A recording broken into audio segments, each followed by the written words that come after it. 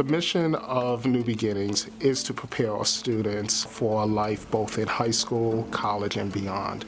And what we really want to make sure is that our students are able to live healthy, supportive lives that contribute to Bridgeport, Connecticut, and the world in general. Children are the #1 occupants of the building.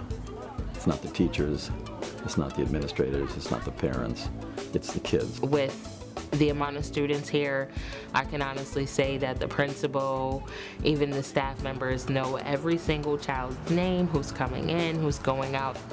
Parts of Bridgeport are difficult for kids to grow up in. So you have violence in some of the neighborhoods. We have instability in some homes. And so some students have to go through that and prepare themselves for their day. I actually thought this school was going to be better because my old school is too much fights. And then this school, it was peaceful and like we learned more. What we have here is a very different experience from what's outside.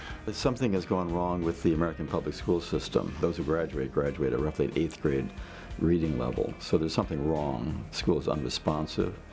And I think charter schools are an attempt to simply find a better way of educating minority kids. I think everybody in Connecticut or nearby Bridgeport has to be concerned about the kind of education that the children in Bridgeport are getting. If they come out undereducated and unemployable, it's going to have a big social impact throughout the whole state and throughout the whole region of the Northeast. We're providing choices for parents who typically, so many aren't used to having viable options and choices for their children. It's not like other schools are bad, but this one's going to teach you more, a lot more. The families are required to do a set amount of volunteer hours per child.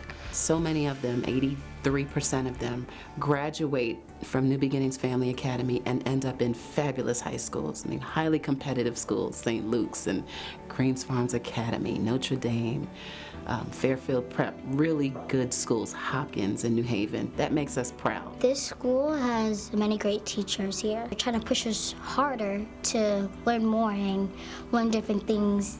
Like I read at a 5th grade level even though I'm in 3rd grade. My teacher calls us her little cubs, her little children, and then she's like, guess how many children I have?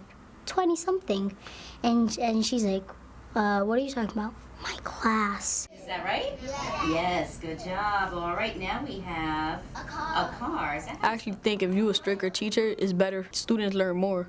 I used to live in the projects. I know how it feels to be struggling, so I try to do better for myself so I won't be able to be in that situation so I could do better for my life. The lowest grade I had was a B-. Shazayla was one of our originals. She came to the school in 3rd grade, and so she was one of the first class to graduate. It made me ready for high school. It taught me morals and values and to believe in myself. It was really like a family. They enforced discipline. Shazayla's doing very well in school. She's at Central Connecticut now.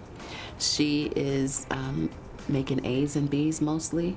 She was not particularly happy with B-, I think she got.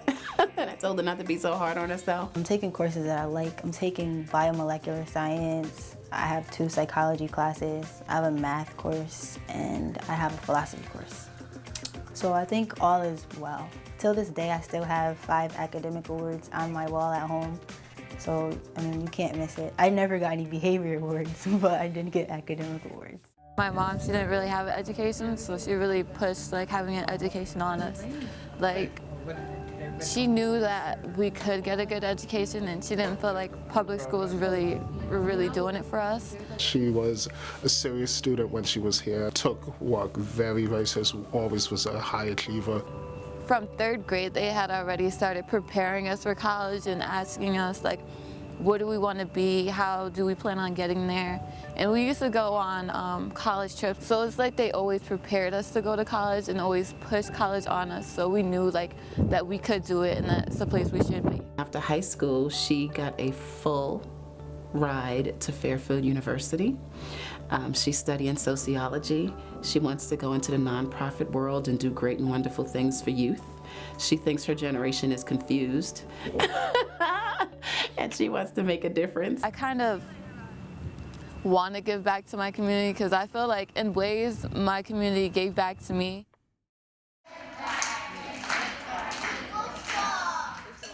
What we are hoping to do next is get our kids younger, start working in the pre-K years so that we can prepare our students to be truly learning ready. Yep, I'm doing big boys learning. Like what? What do you know now? I know we have to be respectful and we have to be quiet when a teacher is reading, and when someone's talking, don't speak over them.